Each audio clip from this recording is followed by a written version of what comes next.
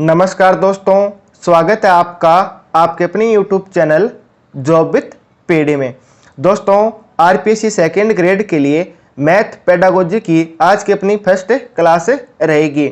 तो क्लास आपको कैसी लगी आप कमेंट करके जरूर बता देना। इसके अलावा आरपीएससी सेकेंड ग्रेड के फर्स्ट पेपर यानी जीके पेपर के लिए राजस्थान आर्ट एंड कल्चर की क्लासेज भी चैनल पर रेगुलर हो रही है। अगर आपने अभी तक वो क्लासेज ज्वाइन नहीं की तो उन क्लासेस के लिंक आपको नीचे डिस्क्रिप्शन और कमेंट बॉक्स में मिल जाएंगे, तो आप फर्स्ट पेपर की क्लासेस भी जरूर ज्वाइन कर लेना। तो चलिए शुरू करते हैं आज की अपनी क्लास। इस क्लास में हम गणित का अर्थ और इसकी जो जितनी भी महत्वपूर्ण परिभाषाएं जिनसे हर बार एक या दो क्वेश्चन जरूर पूछा जाता है तो उनके बारे में हम आज डिस्कस करेंगे। तो यानी कि आज इस क्लास में आपका 1 से 2 नंबर का मैटर है वो आपको कन्फर्म मिलेगा। ठीक है, तो सबसे पहले हम बात करें गणित के अर्थ को लेकर। तो गणित के अर्थ को लेकर दो दृष्टिकोण है, एक तो भारतीय दृष्टिकोण है और एक पाश्चात्य दृष्टिकोण है। तो भारतीय दृष्टिकोण के अकॉर्डिंग बात करें तो गणित शब्द की उत्पत्ति संस्कृत भाषा के गण धातु से हुई है जिसका अर्थ होता है गिनना। बेसिक सी बात है, आपको सिर्फ और सिर्फ ध्यान में रखना है। ठीक है, अब हम बात करें पाश्चात्य दृष्टिकोण के अकॉर्डिंग तो गणित का अंग्रेजी मीनिंग मैथमेटिक्स होता है, हम ये सभी जानते हैं। अब हम बात करते हैं तो इंपॉर्टेंट बात आपको ध्यान में रखनी है वो ये है कि ये मैथमेटिक्स शब्द है ना, इसकी उत्पत्ति ग्रीक या यूनानी भाषा के मैथामेटा शब्द से हुई है। ये बात आपको ध्यान में रखना है कि ये गणित जो मैथमेटिक्स शब्द है इसकी उत्पत्ति ग्रीक या यूनानी भाषा के मैथामेटा से हुई है जिसका अर्थ क्या होता है गणना करना या गिनना, इसका अर्थ रहेगा। ठीक है, तो ये तो दोनों अर्थ हो गए यानी कि दृष्टिकोण हो गए भारतीय और पाश्चात्य दृष्टिकोण गणित के अर्थ को लेकर। अब यहाँ पे एक इंपॉर्टेंट परिभाषा है जो को आपको ध्यान में रखनी है। गणित वह विषय है जिसमें अंक, अक्षर, प्रतीक, चिन्ह, मापतोल जैसे यंत्रों के माध्यम से परिमाण, स्थान, समय, दिशा, दूरी आदि का बोध होता है, उसे गणित कहते हैं। दोस्तों, ये 5 कुल 10 अक्षर है। ठीक है, इनको आप एकदम रट लेना। ऐसे कैसे पूछे जाते हैं कि अंक, अक्षर, प्रतीक, चिन्ह, मापतोल जैसे यंत्रों के माध्यम से हमें परिमाण, स्थान, समय, दिशा, दूरी आदि का बोध होता है, उसे हम क्या कहते हैं गणित कहते हैं। तो ये तो गणित का अर्थ हो गया, गणित के बारे में बेसिक सी बात होगी। अब हम बात करते हैं इसकी परिभाषाओं को लेकर। तो गणित की पहली जो अपनी इंपॉर्टेंट परिभाषा है जो कि 2018 के अंदर सेकेंड ग्रेड के अंदर आपकी पूछी गई थी, परिभाषा है रॉजर बेकन के अनुसार गणित क्या है। तो इनके अनुसार गणित समस्त विज्ञानों का सिंह द्वार और कुंजी है। ठीक है, किन के अनुसार है रॉजर बेकन के अनुसार। आपको ऐसा कैसा याद रखना है, आपको परिभाषा दी जाएगी, निम्न में से किसका कथन है, किसकी परिभाषा है। तो गणित समस्त विज्ञानों का सिंह द्वार और कुंजी है, ये किसके अनुसार हो जाएगा रॉजर बेकन के अनुसार हो जाएगा। ठीक है, इसके बाद में है होगबेन के अनुसार। तो होगबेन के अनुसार गणित सभ्यता एवं संस्कृति का क्या हो जाएगा दर्पण हो जाएगा। होगबेन से आप दयाबेन भी याद रख सकते हैं। तो दयाबेन के लिए संस्कृति और सभ्यता क्या होता है सबसे ज्यादा महत्वपूर्ण होता है, तो इसलिए होगबेन के अनुसार भी गणित की सभ्यता और संस्कृति का क्या हो जाएगा दर्पण हो जाएगा। ठीक है, डट्टन के अनुसार गणित क्या है तर्क सम्मत विचार है। अगर हम कोई तर्क के अनुसार बात नहीं करते हैं तो हमें क्या पड़ती है डांट पड़ती है। तो यानी डट्टन के अनुसार क्या हो जाएगा गणित तर्क सम्मत विचार। ये मैं थोड़ा सा आपको हिंट दे रहा हूँ जिससे आपको ये परिभाषा है वो याद रह जाए। ठीक है, पूरी की पूरी आपको एट रटना नहीं पड़े, कुछ ना कुछ हिंट के रूप में आपसे याद रह जाए। फिर है कांट के अनुसार विज्ञान उसी सीमा तक सत्य है जहां तक कि उसमें गणित का उपयोग हुआ है। ठीक है, तो ये परिभाषा किसके अनुसार हो जाएगी कांट महोदय के अनुसार हो जाएगी। दोस्तों, इसका जो पूरा का पूरा पीडीएफ है, ये पीडीएफ नोट्स आपको टेलीग्राम चैनल पे मिल जाएंगे। टेलीग्राम चैनल का नाम मैंने आपको बता दिया, जॉब विथ पीडी के नाम से आप टेलीग्राम पे सर्च कर लेना। फिर बात आती है नेपोलियन के अनुसार। तो नेपोलियन का बात आई वहाँ पे उन्नति आपको कर देनी है। तो यानी कि गणित उन्नति में ही सबकी उन्नति है, या इसको बोल सकते हैं कि गणित का राष्ट्र की उन्नति से घनिष्ठ संबंध है। तो नेपोलियन आती है आपको ये बात है उन्नति की वाली बात है, उन्नति की बात आपको दिमाग में आ जानी चाहिए। फिर है बेंजामिन पारिक के अनुसार गणित वह विषय है जिसके द्वारा आवश्यक निष्कर्ष निकाले जाते हैं। ठीक है, तो गणित वह विषय है जिसके द्वारा आवश्यक निष्कर्ष निकाले जाते हैं। तो ये परिभाषा किसकी हो जाएगी बेंजामिन पारिक की हो जाएगी। ठीक है, फिर आता है वेदांग। वेद होते हैं ना दोस्तों, वो सब में क्या होते हैं सर्वश्रेष्ठ होते हैं, वेद सर्वश्रेष्ठ होते हैं। तो इसी से आपको ये बात तो ध्यान में रह जाएगी कि जिस प्रकार मयूरों के सिर पर मुकुट और सर्प के सिर पर मणि, वही सर्वोच्च स्थान है वो विज्ञान में किसका है? गणित का है। वेदांग यानी वेद क्या होते हैं? वेद का स्थान है सर्वोच्च होता है, तो इसलिए इनके अनुसार गणित का स्थान भी क्या हो जाएगा? सर्वोच्च हो जाएगा। सीधी सीधी बात ये आपको ध्यान में रह जाएगी। फिर है प्रोफेसर यंग के अनुसार, यदि विज्ञान का आधार स्तंभ गणित हटा दिया जाए तो क्या हो जाएगी? संपूर्ण भौतिक सभ्यता क्या हो जाएगी? नष्ट हो जाएगी। ठीक है, तो स्तंभ याद रख लेना, ये प्रोफेसर यंग के अनुसार क्या है? आधार स्तंभ है। अगर आधार स्तंभ को हटा दिया जाए तो पूरी की पूरी जो सभ्यता है वो क्या हो जाएगी? नष्ट हो जाएगी। अगली परिभाषा है जॉन लॉक के अनुसार। लॉक के अनुसार क्या है? गणित एक मार्ग है जो बच्चों के मन मस्तिष्क में तर्क की आदत को पैदा करते हैं। आदत यानी विकसित हो गई तो वो बात क्या हो जाती है? अपने दिमाग में लॉक हो जाती है। तो ये बात आप ध्यान रखना, जॉन लॉक यानी तर्क की आदत क्या हो जाती है? पैदा हो जाती है। तो गणित वह मार्ग है जो बच्चों के मन मस्तिष्क में तर्क की आदत को पैदा करते हैं। तो ये कथन किनका हो जाएगा? जॉन लॉक का हो जाएगा। फिर हम बात करें गैलीलियो के अनुसार, तो गणित वह भाषा है जिससे परमेश्वर ने संपूर्ण विश्व, जगत या ब्रह्मांड को लिखा है। ठीक है, तो ये कथन किसका हो जाएगा? गैलीलियो का हो जाएगा कि गणित वह भाषा है जिससे परमेश्वर ने संपूर्ण विश्व, जगत या ब्रह्मांड को लिखा है। इसके बाद हम बात करें प्रोफेसर शुल्ट्जे के अनुसार, गणित की शिक्षा मुख्य रूप से मानसिक शक्तियों को विकसित करने के लिए दी जाती है।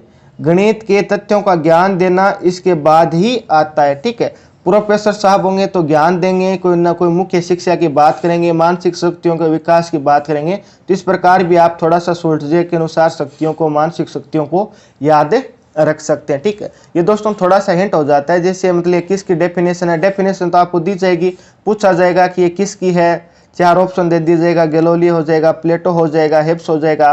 तो यानी कि आपको मानसिक शक्ति दिख जाए तो आप शुल्ट्जे करना है। ठीक है, और परमेश्वर ने संपूर्ण विश्व, जगत, ब्रह्मांड को लिख दिया है तो गैलीलियो, ब्रह्मांड का नाम आते कौन आ जाना चाहिए? गैलीलियो का नाम है आ जाना चाहिए। अब हम बात करते हैं कि और इंपॉर्टेंट, वेरी वेरी इंपॉर्टेंट परिभाषा की, जो कि किसके अनुसार है?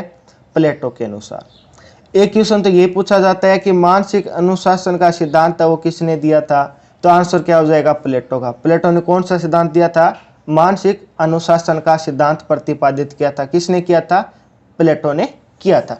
इनके गणित की 2 परिभाषाएं, इनमें से आपसे कोई सी भी पूछी जा सकती है, किसी भी प्रकार पूछी जा सकती है, तो आप इनको समझ लीजिए कि गणित मानसिक शक्तियों को प्रशिक्षित करती है जिससे सोई हुई आत्मा चेतना व जागृत अवस्था में आ जाती है। ठीक है, तो ये क्या करता है? प्लेट को सही करता है, तो यानी मानसिक शक्तियों को क्या करता है? प्रशिक्षित करता है, जिससे प्लेट क्या हो जाए? सही हो जाए और उसकी जो सोई हुई आत्मा है वो जाग जाए। तो ये तो किसके अनुसार हो जाएगा? प्लेटो के अनुसार। ये भी पूछा जा सकता है, या आपसे ये पूछा जा सकता है कि मानसिक अनुशासन का सिद्धांत किसने दिया? तो प्लेटो हो जाएगा।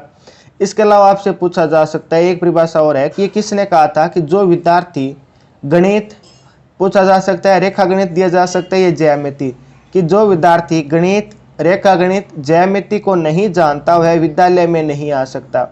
तो ये परिभाषा किसके अनुसार हो जाएगी? ये परिभाषा प्लेटो के अनुसार हो जाएगी।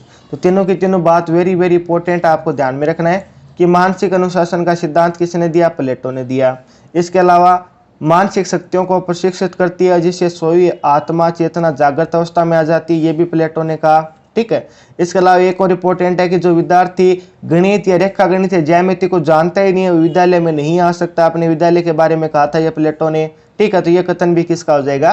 प्लेटो का हो जाएगा। अब हम बात करते हैं हेब्स के अनुसार।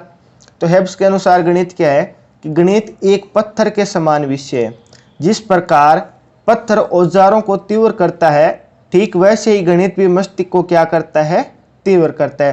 तो ये किसकी परिभाषा हो जाएगी? हेब्स की हो जाएगी कि गणित एक पत्थर के समान विषय है। जिस प्रकार पत्थर है वो औजारों को तेज करता है, उसी प्रकार गणित भी अपने मस्तिष्क को तेज करती है। तो ये कथन किसने कहा था? तो ये कथन है हेब्स का हो जाएगा। अब हम बात करें मार्शल स्टोन के अनुसार, तो गणित अमूर्त अवस्थाओं को मूर्त रूप देती है। तो स्टोन यानी पत्थर होता है, पत्थर क्या होता है? मूर्त होता है। तो यानी गणित भी क्या करती है? मूर्त अवस्था को, अमूर्त अवस्था को क्या रूप देती है? मूर्त देती है। तो आप इस प्रकार स्टोन का याद रख सकते हैं, मूर्त होता है। तो मार्शल स्टोन ने भी मूर्त और अमूर्त की बात की थी कि गणित अमूर्त अवस्थाओं को मूर्त रूप देता है। नेक्स्ट परिभाषा है लेबनिज के अनुसार। लेबनिज के अनुसार परिभाषा है संगीत मानव के अवचेतन मन का अंकगणित की संख्याओं से संबंधित गुप्त व्यायाम है। किसने कहा था? लेबनिज ने कहा था कि जहाँ पे मानव संगीत नाम दिख जाए आपको और गुप्त व्यायाम दिख जाए तो आपको तुरंत और तुरंत दिमाग में आ जाना चाहिए बात किसकी थी? लेबनिज की थी। ठीक है, इसके आगे हम बात करते हैं। दो परिभाषाएं आराम से याद हो जाएगी, दोनों इंपॉर्टेंट है। एक तो है गोस के अनुसार, गोस को आप याद रख सकते हैं बोस के अनुसार। तो बोस तो क्या होती है? रानी की तरह होती है। ठीक है, अगर महिला है तो गोस के अनुसार क्या हो जाएगा? गणित विज्ञान की रानी है। तो गोस यानी बोस, बोस क्या होते हैं? रानी की तरह होती है, राणा राज्य की तरह हो जाएगा। तो गोस के अनुसार हो गई बेल। तो बेल तो क्या होता है? बेल को तो नौकर की तरह काम में लेते हैं, तो यानी कि गणित विज्ञान का क्या हो जाएगा? नौकर हो जाएगा। गोस यानी बॉस आ जाए, गोस या बॉस आ जाए तो आपको क्या करना है? रानी करना है। गणित क्या है? विज्ञान की रानी है। बैल की अगर पूछी जाए तो बैल तो क्या होता है? नौकर होता है, तो यानी गणित विज्ञान का क्या हो जाएगा? नौकर हो जाएगा। तो दोनों तो ये तो आपको एकदम ट्रिक से भी याद रह जाएगी। अगली फिर परिभाषा है वर्नाड डिसा के अनुसार। इनके अनुसार क्या है कि तार्किक चिंतन के लिए गणित एक शक्तिशाली साधन है। किनके अनुसार है? वार्नर डिसा के अनुसार कि गणित चिंतन के लिए, कि तार्किक चिंतन के लिए गणित एक शक्तिशाली साधन हो जाएगा। इनके बाद में एक इंपॉर्टेंट परिभाषा आई है बर्ट्रैंड रसेल के अनुसार कि गणित एक ऐसा विषय है जिसमें हम यह भी नहीं जानते कि हम किसके बारे में बात कर रहे हैं और यह भी नहीं जान पाते हैं कि हम जो कर रहे हैं वह सत्य भी है।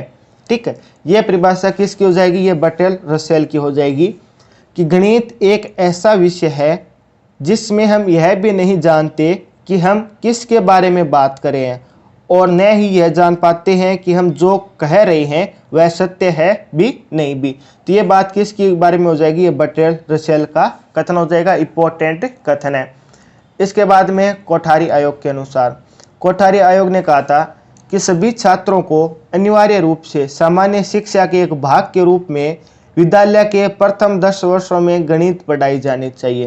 तो यानी कि जो पहले 10 वर्षों में गणित पढ़ाई जाती है एक अनिवार्य विषय के रूप में, वो किनकी देन है? ये कोठारी आयोग की देन है। ये तो इंपॉर्टेंट कथन है, आपको ध्यान में रखना है। ठीक है, कोठारी आयोग रह जाएगा, सबसे अलग नाम है कोठारी आयोग का, और 10 वर्ष तक हमें गणित पढ़ाई जानी चाहिए।